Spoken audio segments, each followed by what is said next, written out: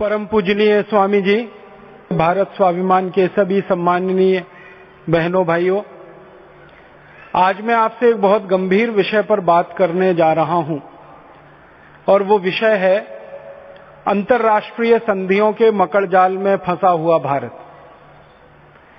भारत को पिछले कई वर्षों में सबसे ज्यादा अगर अपमान सहन करना पड़ा है, जिल्लत झेलनी पड़ी है, आर्थिक नुकसान उठाना पड़ा है, राजनीतिक नुकसान उठाना पड़ा है, सांस्कृतिक सामाजिक नुकसान उठाना पड़ा है, तो सबसे ज्यादा इन अंतर्राष्ट्रीय संधियों के कारण ही है। एक बार तो इन अंतर्राष्ट्रीय संधियों के एक मकड़जाल में फंसकर हम अपनी पूरी आजादी गंवा चुके हैं, अपनी स्वाधीनता हम खो चुके हैं, अपना स्वराज्य, अपना तंत्र सब कुछ लुटा चुके हैं। अगर इतिहास में बात करूं तो सबसे पहली अंतर्राष्ट्रीय संधि भारत ने जो की थी वो अंग्रेजी ईस्ट इंडिया कंपनी के साथ थी, जिसके दस्तावेज उपलब्ध हैं, जिन्हें हम पढ़ सकते हैं, देख सकते हैं, समझ सकते हैं। वैसे तो कहा यह जाता है कि ईस्ट इंडिया कंपनी के पहले भी भारत देश ने दुनिया के दूसरे देशों के साथ संधियां की हैं। जैसे एक बार हमारे देश में एक विदेशी आया था जिसका नाम था सिकंदर, और भारत में उसका युद्ध हुआ था। एक चक्रवर्ती सम्राट था पुरु, जिसको अंग्रेजों ने नाम दे दिया पोरस, उसके साथ सिकंदर का युद्ध हुआ था। और आप सभी जानते हैं कि सिकंदर की उसमें पराजय हुई थी और भारत उसमें विजयी हुआ था, और सिकंदर को पराजित होकर भारत से लौटना पड़ा था। उस समय सिकंदर ने एक संधि की थी भारत के चक्रवर्ती सम्राट पुरु के साथ। और संधि क्या थी? संधि ये थी कि दूसरी बार कभी भी सिकंदर भारत पर हमला करने के लिए नहीं आएगा। इसके बदले में चक्रवर्ती सम्राट पुरु ने सिकंदर को माफ कर दिया था। वरना स्थिति ये थी कि चक्रवर्ती सम्राट पुरु चाहता तो सिकंदर की गर्दन काट सकता था, क्योंकि सिकंदर पराजित होकर उसके चरणों में बैठा हुआ था। सिकंदर की पूरी सेना पराजित हुई थी, सिकंदर का अहंकार पराजित हुआ था। भारत में आने के पहले सिकंदर के बारे में यह कहा जाता है कि दुनिया का कोई भी देश उसको हरा नहीं पाया था। सिकंदर जिस देश में भी गया वहां उसको विजय मिली थी। पहला देश भारत था जहां पर आकर सिकंदर पराजित हुआ था। और सिकंदर ने इस पराजय को जब स्वीकार किया तो महाराजा पुरु से उसने एक विनती की थी कि मेरी जान बख्श दी जाए, मुझे जिंदा छोड़ दिया जाए, क्षमा कर दिया जाए, माफ कर दिया जाए। बदले में सिकंदर ने वायदा किया था कि वो भारत में दोबारा कभी नहीं आएगा, इस तरफ का मुंह कभी नहीं उठाएगा, भारत देश की स्वतंत्रता को, भारत देश की सार्वभौमत्व को, भारत देश की संप्रभुता को कभी भी नुकसान नहीं पहुंचाएगा। ये एक संधि हुई थी सिकंदर और पुरु के बीच में।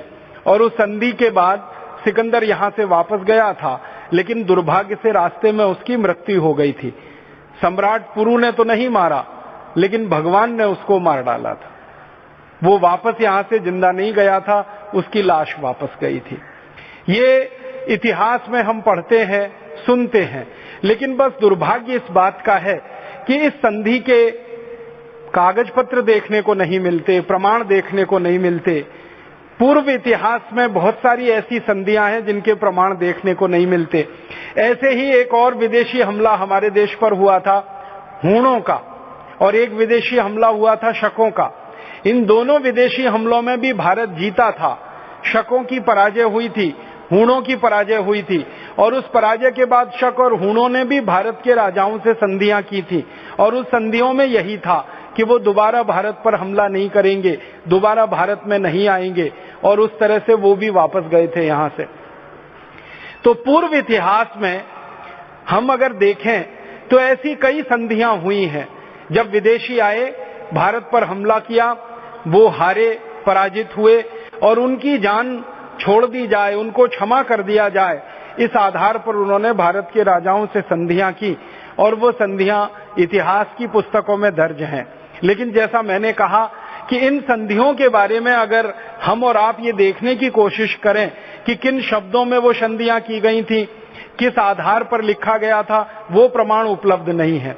तो इसलिए मैंने कहा कि सबसे पहली संधि जो भारत में विदेशों से हुई या विदेशियों से हुई, जिसके प्रमाण उपलब्ध हैं, जिसको आप भी देख सकते हैं, मैं भी देख सकता हूं, जिसके प्रमाण अभी बहुत ज्यादा पुराने नहीं है, वो संधि लगभग 400 वर्ष पहले की संधि थी, जब ईस्ट इंडिया कंपनी के साथ भारत के सम्राट जहांगीर ने संधि की थी। और ये संधि 1615 में हुई थी। और इस संधि का मूल बिंदु ये था कि चक्रवर्ती सम्राट जो जहांगीर है, जिसकी बहुत बड़ी सल्तनत थी इस देश में, हजारों लाखों गांवों तक जिसकी मिल्कियत थी इस देश में, वो अंग्रेजी ईस्ट इंडिया कंपनी के साथ संधि कर रहा है इस बात के लिए कि अंग्रेजी ईस्ट इंडिया कंपनी को भारत में व्यापार करने की अनुमति दे दी जाए और उस अंग्रेजी ईस्ट इंडिया कंपनी को अपना व्यापार करने के लिए कुछ स्थान की जरूरत है, तो वे स्थान उसको दे दिया जाए। और अंग्रेजी ईस्ट इंडिया कंपनी को व्यापार की सुरक्षा के लिए कुछ सेना रखने की जरूरत है, तो उनको सेना रखने की अनुमति दे दी जाए।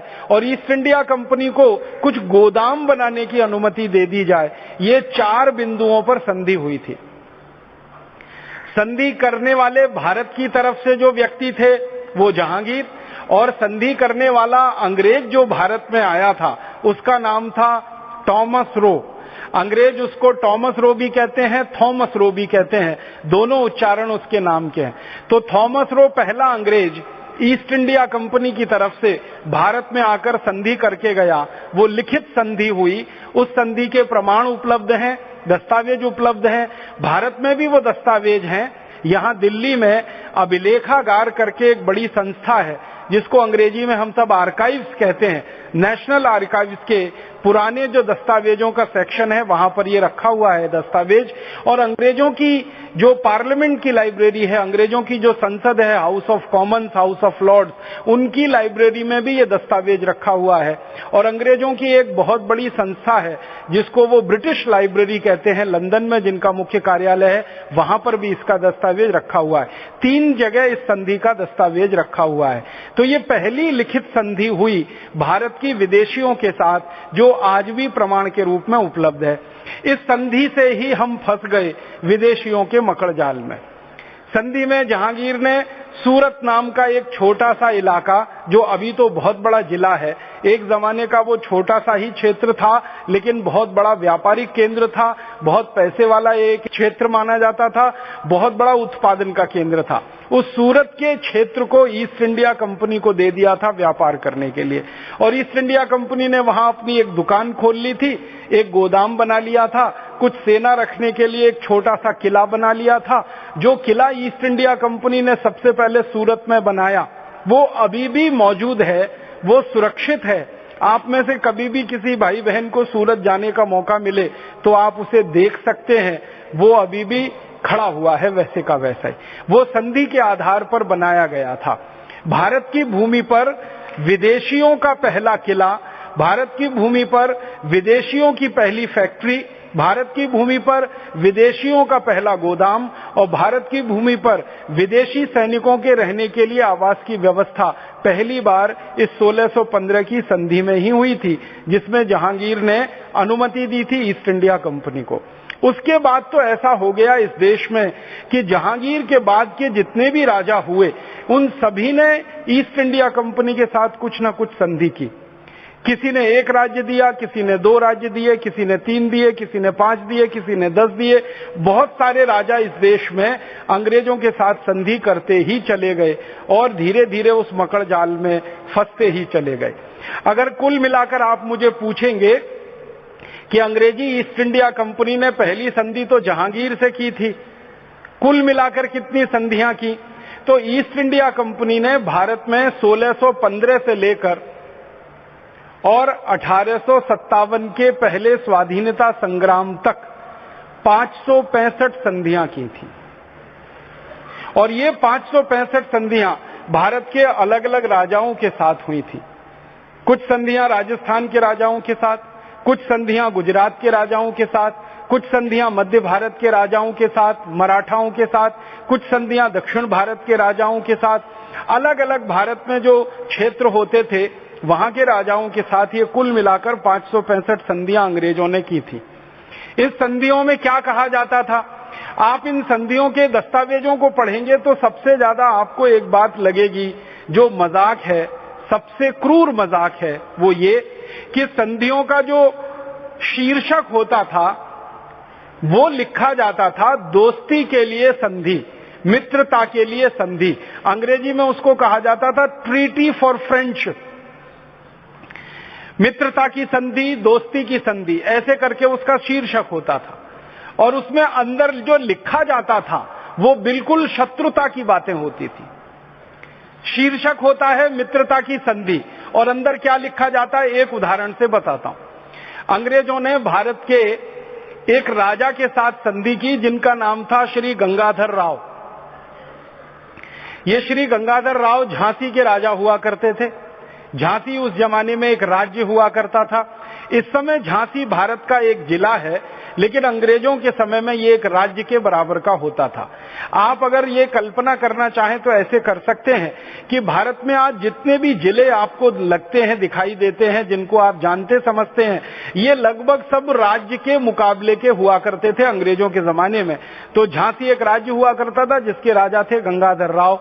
उन्होंने अंग्रेजों से दोस्ती की एक संधि की, या अंग्रेजों ने उनसे दोस्ती की एक संधि की। उस संधि में कहा गया कि गंगाधर राव और अंग्रेज आपस में दोस्त रहेंगे, गंगाधर राव का राज्य और अंग्रेजों की आपस में मित्रता रहेगी, और ये मित्रता जितने दिन चलेगी उतने दिन चलेगी। ऐसी अच्छी अच्छी बातें उसमें लिखी गई। अंत में लिखा गया कि अगर श्री गंगाधर राव की अपनी कोई संतान नहीं होगी तो उनका पूरा राज्य अंग्रेज द्वारा ले लिया जाएगा। एक वाक्य उसमें ये लिख दिया गया। अगर आप वो संधि पत्र पढ़ेंगे जो झांसी के महाराजा गंगाधर राव के साथ अंग्रेजों ने लिखा, तो संधि पत्र में 90 से 95% की जो भाषा है वो दोस्ती और मित्रता वाली है। अंग्रेजों के द्वारा गंगाधर राव का गुणगान किया जा रहा है और गंगाधर राव के द्वारा अंग्रेजों का गुणगान किया जा रहा है। अंत में एक छोटा सा वाक्य उस संधि पत्र में डाल दिया गया अंग्रेजी में कि श्री गंगाधर राव की अपनी कोई संतान अगर नहीं होगी तो उनका राज्य अंग्रेजी राज्य में मिला लिया जाएगा। और संयोग कुछ ऐसा ही हुआ कि गंगाधर राव की अपनी कोई संतान नहीं हुई। गंगाधर राव की धर्मपत्नी का नाम ही था झांसी की रानी लक्ष्मीबाई। उनकी अपनी कोई संतान नहीं हुई। दोनों पति पत्नी ने मिलकर एक फैसला कर लिया कि हम किसी को दत्तक पुत्र ले लेंगे, और उन्होंने एक पुत्र को दत्तक ले लिया, गोद ले लिया। भारत में ऐसी परंपरा हजारों वर्ष से रही है। अगर किसी परिवार में पुत्र या पुत्री ना हो तो हम किसी को गोद ले लेते हैं। गोद ले लेने की परंपरा हमारे देश में हजारों साल पुरानी है। अंग्रेजों को यह परंपरा समझ में नहीं आती थी, क्योंकि अंग्रेजों के देश में इस तरह से गोद लेने का कोई विधान नहीं था। तो अंग्रेजों ने इसको माना नहीं कि गंगाधर राव और उनकी धर्मपत्नी किसी को गोद ले रहे हैं और वो दत्तक पुत्र उनके राज्य का उत्तराधिकारी होगा। अंग्रेजों ने इसको माना नहीं। अंग्रेजों का कहना था कि उनके देश में ऐसा कुछ नहीं होता तो भारत में कैसे हो सकता है। और यहीं से झगड़ा शुरू हुआ और अंग्रेजों ने जबरदस्ती झांसी राज्य को अंग्रेजों के राज्य में मिला लेने की घोषणा की। तब झांसी की रानी लक्ष्मीबाई ने ऐलान किया, मेरी झांसी नहीं दूंगी। उनका ये ऐलान था। ये एक ऐसा वाक्य था जो उस जमाने में भारतवासियों के खून में गर्मी पैदा करता था। मेरी झांसी नहीं दूंगी। श्रीमती लक्ष्मीबाई को यह तब कहना पड़ा जब अंग्रेजों ने घोषणा कर दी कि झांसी का राज्य जबरदस्ती अंग्रेजों में मिला लिया जाएगा, क्योंकि संधि में ऐसा लिखा हुआ है। तो इसी संधि के आधार पर झांसी का राज्य अंग्रेजों के पास गया था। इसी तरह सतारा का राज्य अंग्रेजों ने छीना था। ऐसी ही एक संधि की थी उन्होंने सतारा के महाराजा के साथ। इसी तरह नागपुर का राज्य अंग्रेजों ने छीना था। इसी तरह पंजाब का राज्य अंग्रेजों ने छीना था। इसी तरह भारत के 565 राज्य अंग्रेजों ने छीने थे, संधियां कर करके। संधियों में शुरू में अच्छी अच्छी बातें लिखी जाती थी और अंत में एक दो वाक्य ऐसा डाल दिया जाता था कि इस राजा की संतान न होने पर यह राज्य अंग्रेजों का हो जाएगा, या इस राजा की मृत्यु होने के बाद ये पूरा राज्य अंग्रेजों का हो जाएगा। झांसी जैसे अंग्रेजों ने छीना वैसे ही पंजाब राज्य छीना था।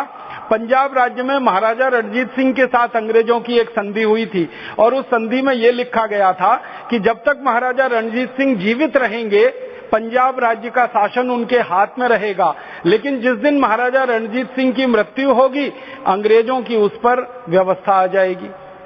और महाराजा रणजीत सिंह की मृत्यु होते ही 1848 में अंग्रेजों ने पूरे पंजाब पर कब्जा कर लिया था और इसी कब्जे को पूरा करने के लिए, पक्का करने के लिए डलहौजी नाम का अधिकारी लंदन से भारत आया। तो अंग्रेजों के साथ हमने जो 565 संधियां की 1615 से लेकर 1857 के पहले तक, ये सारी संधियां भारत की गुलामी की संधियां साबित हुई। इन्हीं से भारत की आजादी गई और इन्हीं से भारत देश की परतंत्रता आई। अगर आपको एक वाक्य में मैं ये कहूं कि भारत देश को अंग्रेजों ने युद्ध में नहीं जीता, भारत की जनता को अंग्रेजों ने युद्ध में कभी पराजित नहीं कर पाया, भारत के लोगों पर कभी भी अंग्रेजों ने बाहुबल से शासन स्थापित नहीं कर पाया, भारत को वो जीत नहीं पाए युद्ध में, भारत की जनता को कभी पराजित नहीं कर पाए युद्ध में, भारत को अपने बाहुबल से अंग्रेजों ने कब्जे में नहीं लिया, भारत को तो अंग्रेजों ने चालाकी के साथ संधियां करके अपनी गुलामी में लिया था। हम पराजित नहीं हुए थे अंग्रेजों से। बार बार भारतवासी मुझे ये सवाल पूछते हैं कि राजीव भाई हम अंग्रेजों के गुलाम हुए कैसे? तो हम उनसे कोई युद्ध में कमजोर थे, हारे थे इसलिए गुलाम हुए, ये बात सच नहीं है। हमारे पास सैनिक कम थे, अंग्रेजों के पास सैनिक ज्यादा थे, ये बात भी सच नहीं है। कई बार हमको भूल से इतिहास में ये पढ़ाया जाता है कि अंग्रेजों के पास बंदूकें थी, भारतीयों के पास बंदूकें नहीं थी, अंग्रेजों के पास तोपें थी, भारतीयों के पास तोपें नहीं थी, अंग्रेजों के पास सेना बहुत अधिक थी, भारतीयों के पास सेना नहीं थी, अंग्रेज संगठित थे, भारतीय लोग असंगठित थे, इसलिए हम अंग्रेजों से हार गए और गुलाम हो गए। ये सब बातें झूठ हैं। हम अंग्रेजों से किसी भी युद्ध में पराजित नहीं हुए, किसी भी युद्ध में अंग्रेजों ने हमको नहीं हरा पाया। उल्टे जितने युद्ध अंग्रेजों ने भारत में आकर लड़े, अधिकांश युद्धों में अंग्रेजों की पराजय हुई, अंग्रेज हारे। पंजाब में महाराजा रणजीत सिंह के साथ अंग्रेजों ने जितने युद्ध किए थे संधि करने से पहले, सभी में अंग्रेजों की पराजय हुई थी। झांसी की रानी लक्ष्मीबाई के साथ अंग्रेजों ने जितने भी युद्ध किए थे उन सब में अंग्रेजों की पराजय हुई थी। नागपुर, सतारा में अंग्रेजों ने जितने युद्ध किए थे उनमें सब में अंग्रेज हारे थे। दक्षिण भारत में जब जब अंग्रेजों ने हैदर अली के राज्य पर हमला किया था, हैदर अली ने हर युद्ध में अंग्रेजों को हराया था। किसी भी युद्ध में अंग्रेज हैदर अली से जीत नहीं पाए थे। हैदर अली के बाद उनका बेटा टीपू सुल्तान जितने दिन राजा रहा, उससे भी अंग्रेज कभी युद्ध में नहीं जीत पाए। माने भारत का अगर इतिहास आप उठाकर देखेंगे तो अंग्रेजों के समय में एक भी युद्ध अंग्रेज भारत में नहीं जीत पाए थे। तो फिर भारत पर कैसे राज्य किया उन्होंने, कैसे कब्जा किया, कैसे भारत को गुलाम बनाया? उसका उत्तर है उन्होंने चालाकी भरी संधियां की भारत के राजाओं के साथ और उसमें हम गुलाम होते चले गए। आपको हंसी आएगी, मैं एक उदाहरण दूंगा। कुछ राजाओं के साथ तो अंग्रेजों ने युद्ध की संधि की, कुछ राजाओं के साथ खेलकूद की संधियां की। हमारे भारत में कई राज्य ऐसे हैं जिनको अंग्रेजों ने खेल खेल में जीत लिया। एक राज्य था हमारे देश में, सौराष्ट्र का छोटा सा, उस राज्य के राजा के साथ अंग्रेजों ने क्रिकेट का मैच रखा। इसको हंसिएगा मत आप, दस्तावेजी और प्रमाण की जानकारी दे रहा हूं। क्रिकेट का मैच रखा और शर्त यह थी कि जो मैच जीतेगा राज्य उसका रहेगा। और अंग्रेजों ने क्रिकेट का मैच जीत लिया बेईमानी से और वो राज्य अंग्रेजों ने पूरा छीन लिया। क्रिकेट के मैच में राज्य छीन गए हमारे। मैं कई बार इस बात को गंभीरता से लेकिन मजाक में कहता हूं, अंग्रेजों ने हमारे हाथ में क्रिकेट का बैट दे दिया कि खेलो, और तलवारें हमारे हाथों से छीन के अपने हाथ में ले ली कि राज्य की जिम्मेदारी हमें दे दो, तुम क्रिकेट खेलो। तो भारत के कई सारे ऐसे राजा हुए जो अंग्रेजों के साथ क्रिकेट के खेल में मैच हारकर राज्य हार बैठे और संधि में वो राज्य अंग्रेजों के पास चला गया। तो अंग्रेजों ने भारत के जो 565 राज्यों को छीनकर अपना साम्राज्य स्थापित किया उस सारे की एक वाक्य की अगर कहानी है तो वो यही है कि हमने भारत को युद्ध में नहीं हारा, हमने भारत को युद्ध में पराजित नहीं होने दिया, हमने तो पूरे भारत को संधि रूपी थाल में रखकर अंग्रेजों को पेश कर दिया। ये मैं उपमा में कह रहा हूं कि एक थाल हमने सजाया संधि के नाम का, उसमें संपूर्ण भारत के 565 राज्यों को रख के अंग्रेजों को बहुत सम्मान के साथ भेंट कर दिया कि ये लीजिए, ये सारा राज्य आपका है। तो अंग्रेजों ने पूरे भारत को अपने कब्जे में लिया, गुलाम बनाया, तो वो संधियों के आधार पर बनाया। वो सारी संधियों के दस्तावेज, सारी संधियों के प्रमाण भारत में मौजूद हैं और इन प्रमाणों को कई बार मुझे लगता है कि भारत के विद्यार्थियों को दिखाने की जरूरत है, पढ़ाने की जरूरत है, समझाने की जरूरत है, ताकि हमारे दिमाग से एक गलतफहमी निकल जाए। हमारे भारतवासियों के विद्यार्थियों में तो खास रूप से ये भरा दिया गया है, दिमाग में बिठा दिया गया है कि हम अंग्रेजों से कमजोर थे इसलिए हार गए। और अक्सर हम कुतर्क देते रहते हैं, भारत में सेना की कमी थी, भारत में सैनिकों की कमी थी, बंदूकें नहीं थी, तोपें नहीं थी, आधुनिक हथियार नहीं थे, हम संगठित नहीं थे, आपस में लड़ते रहते थे, सब राजा एक दूसरे की खिंचाई करते रहते थे, सब राजा एक दूसरे का विरोध करते रहते थे। इस चक्कर में हम में आपस में बड़ी फूट पड़ी रहती थी और अंग्रेजों को मौका मिल गया, हमारे पे आके कब्जा कर बैठे। और कई बार ये तर्क इतना आगे तक चला जाता है, वो जो है कोरी भावुकता में हम कहना शुरू कर देते हैं, जो वास्तविकता से कोसों दूर है, कि भारत जातियों में विभाजित था, उपजातियों में विभाजित था और जातियां आपस में लड़ती रहती थी, इसलिए अंग्रेजों को मौका मिल गया भारत पर राज करने का। अंग्रेजों को मौका भारत पर राज करने का मिला नहीं, हमने भारत के राजाओं ने संधियां करके उनको राज करने का मौका दे दिया। ये हमारी कमजोरियां या गड़बड़ियां रहीं जो हम उनसे संधि कर बैठे। और भारत के इन दस्तावेजों को जब पढ़ने पर एक बात समझ में आती है, वो ये कि क्या सबके सब राजा मूर्ख थे जो ऐसी संधियां कर बैठे अंग्रेजों से? आपके मन में ये सवाल आएगा कि झांसी के राजा गंगाधर राव ने अगर अंग्रेजों से संधि की और उसमें ये लिख दिया कि झांसी के राजा की अगर संतान नहीं हुई तो उनका राज्य अंग्रेजों के राज्य में मिला दिया जाएगा, तो क्या उनको ये समझता नहीं था? या हमारे कुछ राजाओं ने क्रिकेट का मैच खेलने के बदले में अंग्रेजों को अपना राज्य दे दिया और संधि पत्र में लिख दिया, क्या उन राजाओं को यह समझता नहीं था? बात दूसरी है जो गंभीर है, मैं आपसे कहना चाहता हूं कि इन राजाओं को यह सब समझता था, लेकिन जो संधि पत्र लिखे गए थे वो अधिकांश नहीं, पूरे के पूरे अंग्रेजी भाषा में थे। और भारत के 16वीं शताब्दी के राजा अंग्रेजी जानते नहीं थे। जब आज 21वीं शताब्दी में 1% से ज्यादा भारतवासी अंग्रेजी नहीं जानते, तो 16वीं शताब्दी में 1% से भी बहुत कम भारतवासी थे जो थोड़ी बहुत अंग्रेजी जानते थे। ज्यादा अंग्रेजी जानने वाले लोग थे नहीं, और संधि पत्र पूरा अंग्रेजी में लिखा जाता था। जब उस संधि पत्र को समझना होता था तो किसी अंग्रेज को बुलाना पड़ता था, वो अंग्रेज उसको पढ़कर बताया करता था, और अंग्रेज वो अक्सर ऐसी बदमाशी करता था कि संधि का जो नकारात्मक पक्ष है उसको वो दबा जाता था और सकारात्मक पक्ष राजा को सुना देता था। जैसे महाराजा रणजीत सिंह के साथ जब संधि हुई ना, और उसमें अंत में एक वाक्य लिख दिया गया कि महाराजा रणजीत सिंह की मृत्यु के बाद पंजाब का राज्य अंग्रेजों के राज्य में मिला लिया जाएगा। ये छोटा सा वाक्य महाराजा रणजीत सिंह को पढ़कर सुनाया ही नहीं गया, संधि पत्र में लिखा हुआ है, अनुवाद नहीं किया गया उसका। और महाराजा रणजीत सिंह को जो अनुवाद करके सुनाया गया, वो क्या सुनाया गया?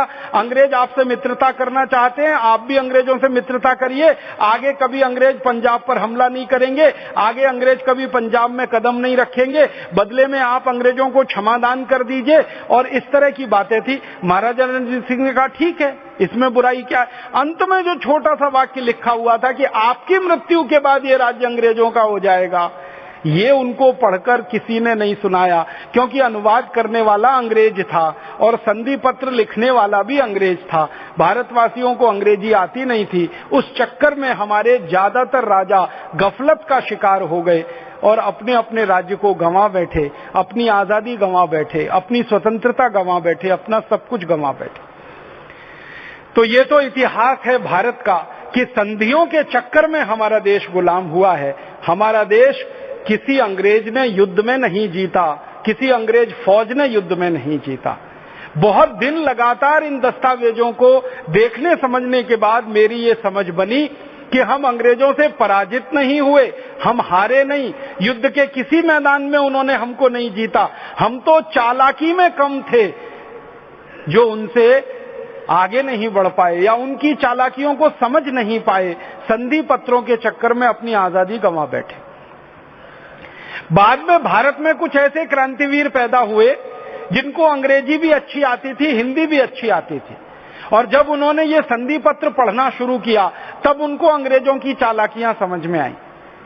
जैसे हमारे देश में क्रांतिवीर थे लोकमान्य बाल गंगाधर तिलक, लाला लाजपत राय, विपिन चंद्र पाल, अरविंदो घोष, इन सबको बहुत अच्छी अंग्रेजी आती थी, और चूंकि इनको अंग्रेजी भी अच्छी आती थी, हिंदी भी अच्छी आती थी, तब उन्होंने वो संधि पत्र पढ़े, तब उनको समझ में आया कि अंग्रेजों ने क्या चालाकी हमारे देश के साथ की है, और तब उनको ये भी समझ में आया कि इन चालाक अंग्रेजों को पराजित कैसे किया जा सकता है और कैसे इनको भारत से भगाया जा सकता है।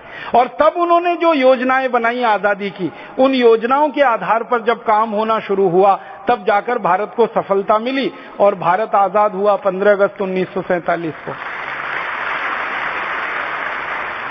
मुझे जो कहना है वो ये कि 1857 से लेकर 1947 के बीच में कुछ ऐसे क्रांतिवीर भारतवासी निकले जो अंग्रेजी के भी सिद्धहस्त थे, भारतीय भाषाओं में भी जिनकी गहराई से पकड़ थी, तो इसलिए वो अंग्रेजों की चालाकियों को समझ पाए। महात्मा गांधी बहुत अच्छी अंग्रेजी जानते थे, सरदार पटेल बहुत अच्छी अंग्रेजी जानते थे, सरदार भगत सिंह को बहुत अच्छी अंग्रेजी आती थी, और उनके जो सहयोगी थे उन सबको अच्छी अंग्रेजी आती थी, उनके पहले के दौर के क्रांतिकारियों को भी अच्छी अंग्रेजी आती थी। इसलिए अंग्रेजों की चाल को समझ पाए, उनकी चालाकियों को समझ पाए और उनसे लड़ाई लड़ पाए, और उस लड़ाई में अंग्रेजों को पराजित कर पाए और अंग्रेजों को भारत से भगा पाए। तो 15 अगस्त 1947 को भारत आजाद हुआ तो अंग्रेजों की ये चालाकी भरी संधियों की जो पकड़ थी वो ढीली पड़ी, कमजोर पड़ी और टूटी, और तब जाकर हम 15 अगस्त 47 को आजाद हुए। लेकिन दुख और दुर्भाग्य, अफसोस इस बात का है कि अंग्रेजों की जो चालाकी भरी संधियों से हम आजाद हो गए 15 अगस्त 1947 को, आजादी के तुरंत बाद ऐसी ही एक खतरनाक संधि में फिर फंस गए। जो गलती कभी जहांगीर ने की, जो गलती कभी श्री गंगाधर राव से हुई, जो गलती कभी भारत के सौराष्ट्र के, गुजरात के राजाओं ने की, जो गलती कभी हमारे देश के मराठाओं ने की, जो गलती कभी दक्षिण भारत के राजाओं ने की कि अंग्रेजों से चालाकी भरी संधियों में फंसते चले गए, वही गलती आजादी मिलते ही फिर भारत के राजाओं ने की। आजादी मिलते ही राजाओं का मतलब हमारे देश के जो शासक थे, प्रधानमंत्री, हमारे देश के गृह मंत्री, हमारे देश के वित्त मंत्री, हमारे देश के गवर्नर, हमारे देश के मुख्यमंत्री, ये फिर से फंस गए उसी दुष्चक्र में और एक बहुत खतरनाक संधि कर बैठे अंग्रेजों से, जिसका नाम the transfer of power agreement. आजादी मिलते ही फिर एक बड़ी संधि हमने कर ली।